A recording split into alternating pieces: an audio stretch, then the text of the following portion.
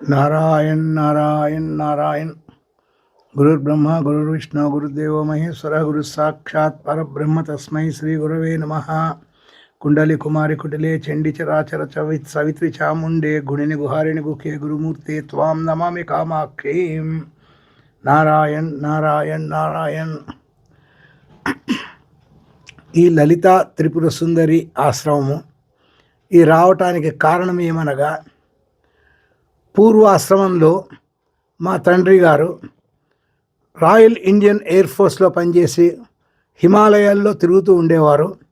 ఆ తిరుగుతున్నప్పుడు వారికి ఒక యోగి కనపడి వారికి ఆశీర్వదించి, వారి ఆశీర్వచనం ఫలంతో నేను జన్మించానని నాకు నమ్మకము. ఎందుకంటే వారికి ఏ విధంగా అయితే గురువు కనపడిన మహాయోగి ఆశీర్వదించారో 1942లో అది నాకు సార్థకమైందన్నమాట. ఇది రావటానికి కారణం ఏంటంటే, నేను 16వ ఏట దాకా మామూలుగా పూజలు చేసుకుంటూ ఉండేవాడిని. ఇటువంటి పూజలు చేసుకుంటూ ఉండంగా నాకు శ్రీదీక్షలో పూర్ణదీక్ష కావాలి, శ్రీ శ్రీ అమ్మవారి యొక్క అర్చన చేయాలి అనే ఒక భావన పెరిగిపోయింది. ఈ భావన కోసం అని చెప్పేసి ప్రతి ఒక్కళ్ళ దగ్గరికి వెళ్తే, నువ్వు చిన్నపిల్లవాడివి, ఇన్ని వందల రూపాయలు పట్టుకొస్తేనే కానీ మేము దీక్ష ఇయ్యమని అంటుండేవాళ్ళు. కొంతమంది పోపో నీకేం చెప్పాలి పో అని ఎలగొడుతుండేవారు. సో ఇవన్నీ చూసి ఒకవేళ పెద్ద గుళ్ళకి వెళ్తున్నా కూడా ఆ గుళ్ళలో ఏమయ్యేదంటే, డబ్బులున్న వాళ్ళకేమో విగ్రహాన్ని ముట్టుకొని ఇచ్చేవాళ్ళు, డబ్బులు లేని వాళ్ళని విగ్రహాన్ని ముట్టుకొని ఇచ్చేవాళ్ళు కాదు, బయటకు ఎలగొట్టేవాళ్ళు. ఇది చూసిన తర్వాత నాకేమనిపించిందంటే, ఇట్లా కాదు, మనము ఏ విధంగా అయినా సరే ఆ అమ్మవారి యొక్క కృపతో ప్రతి ఒక్కళ్ళకి ఎవరైతే భక్తి మార్గంలో ఉంటారో ఆ భక్తి మార్గంలో ఉన్న వాళ్ళకి డబ్బులు ఖర్చు పెట్టకుండా వాళ్ళకి అమ్మవారి సేవ చేసుకుని, అమ్మవారికి వారి స్వయంగా వారి చేతులతో అభిషేకం చేసుకుంటూ పూజలు చేసుకుంటూ ఉండాలి, భక్తి ప్రధానము అన్న విషయంలో ఈ ఆశ్రమాన్ని స్థాపించడం జరిగింది.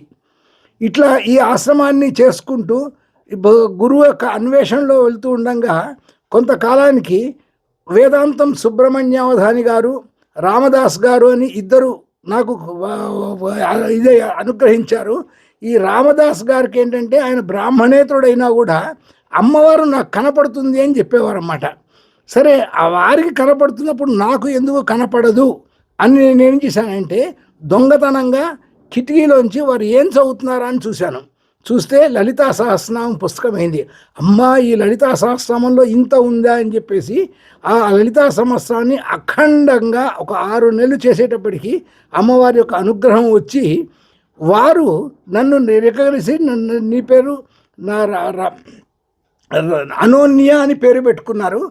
అనోన్య, ఎవరన్నా వస్తే నువ్వు అమ్మవారి యొక్క అనుగ్రహంతో నా బదులు నువ్వు కూడా ఇవ్వచ్చు అని చెప్పారు. అట్లా ఇస్తూ ఉండగా ఏమైపోయిందంటే, ప్రజలు చిన్న పంతులు బాగా చెప్తున్నాడని చిన్న పంతుల దగ్గర రావడం మొదలుపెట్టారు. ఇది చూసి ఇంట్లో వాళ్ళు వీడు క్షుద్రం చేస్తున్నాడేమో అని భయపడి నన్ను ఆపేసి వేదాంతం సుబ్రహ్మణ్యావధాని గారి దగ్గర పట్టుకొచ్చారు. ఆ పట్టుకొచ్చినప్పుడు వారి దగ్గర పూజలు చేస్తూ ఉంటే, వారి దగ్గరికి కరపాత్ర స్వామీజీ గారు కాశీలో చాలా ఉద్దండ సన్యాసి అన్నమాట. అంటే వారు శిరశాసనంలో 2.5 గంటలు సప్తశతి పారాయణ చేసేవారు. ఒంటి కాలు మీద 24 గంటలు నిలబడి తపస్సు చేసేవారు. 2 రోజులకు ఒకసారి భిక్ష చేత్తో తీసుకుని ఆ భిక్షని వారు గంగలో ముంచి మిగిలిన తినేవారు అన్నమాట. ఇటువంటి తపస్శాలి యొక్క శిష్యుడు నారాయణానందనాథ గారి అనుగ్రహంతో, వారి యొక్క ఆశీర్వచనంతో నాకు పూర్ణ దీక్ష 1984లో వచ్చింది. దీనికోసం 20 ఏళ్ల సాధన చేయాల్సి వచ్చిందన్నమాట, గురు అన్వేషణ కోసమని. అంత సాధన చేస్తుంటే గురువు యొక్క అనుగ్రహం వచ్చి నాకు పూర్ణ దీక్ష వచ్చింది. ఈ పూర్ణ దీక్ష వచ్చిన తర్వాత నాకు తెలియదు, వీరు జోషిమఠ్ శంకరాచార్య స్వామి బ్రహ్మానంద సరస్వతి ఎవరైతే ఉన్నారో వారి డైరెక్ట్ శిష్యులు అని చెప్పేసి, అక్కడ ఆదిశంకరాచార్యులు వారు 2500 పూర్వము స్థాపించిన జ్యోతిర్మఠ్ 4 మన భారతదేశంలో 4 మఠాలు స్థాపించారు. వారు క్రీస్తు శకము 509 BCలో జన్మించి 4 మఠాలని స్థాపించి, అందులో ఉత్తరాదిన 483 BCలో స్థాపించిన మఠం అది పరంపరలో 165 సంవత్సరాలు ఖాళీగా ఉంది. అటువంటి ఖాళీగా ఉన్న జోషిమఠ్కి ఎవరిని గురువుగా శంకరాచార్యగా ఇచ్చేయాలి అని చెప్పేసి ప్రజలలో భక్త మండలిలో మొత్తం అంతా అవుతే అప్పుడు ఉన్న పరిస్థితుల్లో కరపాత్ర స్వామీజీని పీఠాధిపతి చేయాలని చెప్పేసి అందరూ నిర్ణయించారు. బెనారస్ యూనివర్సిటీ, భారత్ మండలి, మిగతా అందరూ కలిసి పెద్దవాళ్ళు. అప్పుడు ఏం చేశారు, వీరేమన్నారంటే నా గురువు గారు బ్రహ్మానంద సరస్వతి గారు ఉన్నారు, వారు 30 ఏళ్ళు గుహలో గాలి భుజించి తపస్సు చేశారు, వారు ఉండంగా నేను కాకూడదు, కాబట్టి వారిని పీఠాధిపతి చేద్దామని చెప్పేసి వీరు ఆ పీఠాని కోసం అని చెప్పేసి అనేక విధాల అన్వేషణ చేసి ఆ గురువు గారిని పట్టుకుని వారు వచ్చినప్పుడు వీళ్ళు ముహూర్తం పెట్టుకుని వస్తే వారు ఏం చేశాడా నాకు పీఠాధిపతి అక్కడిని పారిపోయేవాళ్ళు. అప్పుడు ఆ పెద్దలందరూ ఏం చేశారంటే అట్లా కాదు, అట్లా 3 సార్లు జరిగింది. 4గోసారి ఏమన్నారంటే ఆ బ్రహ్మానంద సరస్వతి గారు ఎక్కడ కనపడితే ఎప్పుడు కనపడితే అక్కడే వారికి పట్టాభిషేకం చేసేద్దాము అని చెప్పేసి ఆ విధంగా వారిని పట్టుకుని పట్టాభిషేకం 1942లో చేశారు. 41 నవంబర్లో చేశారు. ఈ పట్టాభిషేకం చేయడం వల్ల వారేమన్నారంటే దాన్పేట్ నై హై అని చెప్పేసి ఆ మఠంకి ఒక ఇది పెట్టి నన్ను శంకరాచార్య చేశారు కాబట్టి నా రెస్పాన్సిబిలిటీ, నేను ఈ పీఠాన్ని ఉద్ధరించే బాధ్యత నాది, మీకు సంబంధం లేదు పోమన్నారు. ప్రతి ఒక్కళ్ళు ఏం చేశారంటే మరి మీ డబ్బులు లేకుండా మనం మఠాన్ని ఎట్లా ఇచ్చింది మీకెందుకు అని చెప్పేసి అప్పటి కాలంలో ఈ స్థలం ఏదైతే ఉందో ఈ స్థలాన్ని అప్పుడున్న రాజులు వాళ్ళకి వెళ్ళిపోయింది. వాళ్ళు ఏం చేశారంటే అంతకుముందు ఏడాదినే దీన్ని అమ్మటం కోసం పెడితే వాళ్ళు ₹1,00,000 చెప్తే 60,000కు వచ్చారు, అమ్మలేదు. ఎప్పుడైతే వీరు పీఠాధిపతి అయ్యారో పీఠాధిపతి అవ్వగానే ఏం చేశారు, వాళ్ళు వచ్చి మీరు పీఠాధిపతి అయ్యారు మీకు ఇచ్చేస్తా ఉన్నారు, మీరు 60,000 ₹1,00,000 అమ్మాలనుకున్నారు కదా, నేను ఆ ₹1,00,000 ఇచ్చేస్తాను, తీసుకుని మళ్ళీ మా ఆశ్రమం పేరు మీద మళ్ళీ రిజిస్టర్ చేయండి అని చెప్పారు. చెప్పి అప్పుడు కాలంలో ఉత్తరాఖండ్ యూపీ మొత్తంలో కలిసి ఉండేది. ఉత్తరాఖండ్లో ఉన్న యూపీలో ఉన్న అలహాబాద్లో ఉన్న రిజిస్టర్ ఆఫీస్లో దీని గురించి రిజిస్టర్ చేయించేశారు. వీరు ₹1,00,000 పట్టుకొచ్చి వాళ్ళకి ఇచ్చేసారు. ప్రతి ఒక్కళ్ళకి అనుమానం ఏమొచ్చిందండి, ఎక్కడి నుంచి వచ్చినాయి ₹1,00,000, దాన్పేట్ నయ్యి అన్నారు అని ప్రతి ఒక్కళ్ళు ఏంది రిజిస్టర్ ఆఫీస్లో ఎంక్వైరీ చేశారు, డబ్బులు వచ్చినాయని చెప్పారు.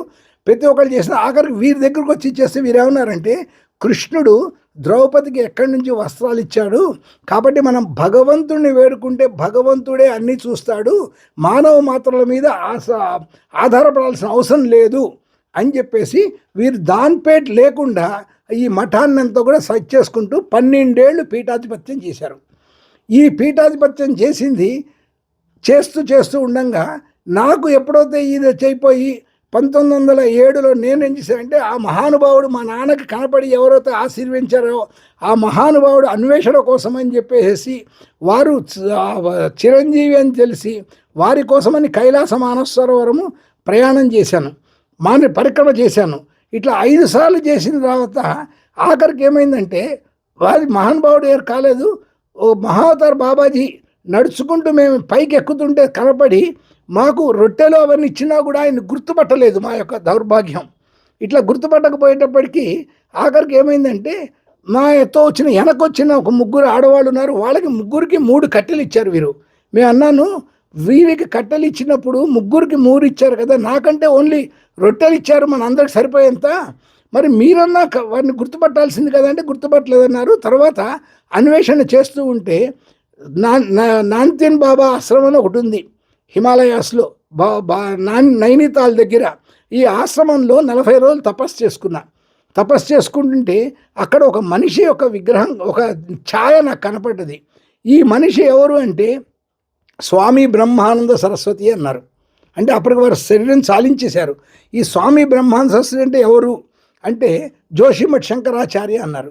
వారి పరంపరలో అంటే 2500 సంవత్సరము 484 బీసీలో స్థాపించిన జ్యోతిష్మఠ్ శంకరాచార్య పరంపరలో ఉన్న శంకరాచార్య ఇప్పుడు వాసుదేవానంద సరస్వతి గారు ఉన్నారు, వారికి నీ పరిచయం చేస్తాము, నీ అదృష్టం అన్నారు. వారికి పరిచయం చేయంగానే ఇమ్మీడియట్లీ నేను కరపాత్ర స్వామి దగ్గర పూర్ణదీక్ష తీసుకున్నాను అని తెలవంగానే నీకేం పర్వాలేదు నేను సన్యాసం ఇస్తాను, వారు జోషిమఠ్ శంకరాచార్య పరంలో సన్యాసం ఇచ్చి నాకు అనుకోకుండా ఆ బ్రహ్మానంద సరస్వతి నామమే నాకు కూడా దీక్షానామంగా ఇచ్చేశారు. ఈ దీక్షానామం ఎప్పుడైతే ఇచ్చారో అప్పుడు నేను అక్కడి నుంచి ఏం చేసి కుకుడాదేవి బాగేశ్వర దగ్గర కుకుడాదేవి అని ఒకటి ఉంది. అక్కడ ఒక గుహ ఉంది. ఆ గుహలో నాంతిన్ బాబా గారు తపస్సు చేశారు చాలా కాలము. ఆ గుహలో కూర్చొని 40 రోజులు తపస్సు చేస్తే అక్కడ ఆకాశంలో శివుడు నాకు కనపడ్డాడనమాట. అది అక్కడి నుంచి నా యొక్క ప్రయాణం మారిపోయింది. ప్రయాణం మారిపోయి వీరిని నేనేం చేశానంటే, ఇక్కడ మేము అమ్మవారి యొక్క లలితా త్రిపుర సుందరి మందిరం కట్టాలి, ఈ ఆశ్రమము, దీనికి మీ యొక్క మీ పాద ధూళిని మాకు అర్పించి మాకు ఈ ఆశ్రమాన్ని నిలపాలి అని చెప్పడం వల్ల వారు వచ్చి ఇక్కడ ఈ ఆశ్రమానికి స్థాపించారు. అందుకనే ఎప్పుడైతే మా పరమేష్ఠి గురువు అయిన బ్రహ్మానంద సరస్వతి గారు దాన్పేట్ నైహై అని పెట్టేసి ఆశ్రమాన్ని నడిపారో, శంకరాచార్య జ్యోతిష్మఠ్ ఆదిశంకరాచార్య స్థాపించిన జ్యోతిర్మఠ ఆశ్రమాన్నే నడిపించినప్పుడు నేను ఈ చిన్న ఆశ్రమాన్ని నడిపించలేనా అని చెప్పేసి ఇక్కడ స్థాపించాము. 9 నెలల్లోనే ఈ గుడి అంతా కంప్లీట్ అయిపోయింది. అంచెలంచెలుగా 5 అంతస్తులు అయింది. ఇక్కడ ప్రతి ఒక్కళ్ళు దీక్ష కావాల్సిన వాళ్ళు, డబ్బులతో పని లేదు. వాళ్ళ ఇళ్లలో కూడా ఎవరికి భర్తలకు తెలవకుండా డబ్బులు పట్టురాకూడదు, వీళ్ళు సేవ చేయాలి, సేవ చేసి తరించాలి అన్న భావంతో ఈ ఆశ్రమాన్ని స్థాపించి ఈ ఆశ్రమాన్ని నడపడం జరుగుతున్నది. ఇందులో 16 మందికి పూర్వ దీక్షాపరులు ఉన్నారు.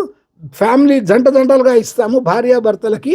వాళ్ళే ఈ ఆశ్రమాన్ని క్లీన్ చేసుకుంటూ, పూజలు చేస్తూ, 3 పూట్ల పూజలు చేస్తూ, వారి ఇళ్లలో వాళ్ళ సంసారం నడుపుకుంటూ ఇక్కడికి వచ్చి సేవ చేస్తూ ఉంటారు. ఈ విధంగా ప్రజాసేవ, భక్తులు ఎటువంటి ఇబ్బంది పడకుండా వాళ్ళే వాళ్ళ భక్తితో, డబ్బులు లేని వాళ్ళు కూడా భక్తి ఉన్నవాళ్ళు ఏమి వస్త్రాలు పట్టరావడం అవసరం లేదు, వస్తువులు పట్టరాకూడదు, వాళ్ళకి ఇక్కడ అమ్మవారి సేవ చేసుకుని తరించాలి. వారి అంత్యకాలంలో కూడా ఈ ఆశ్రమంలోనే, అమ్మవారి ఒళ్ళోనే వారి శరీరాలు సాలించాలనే భావంతో ఈ ఆశ్రమాన్ని నిర్మించడం అయినది. నారాయణ్ నారాయణ్ నారాయణ్.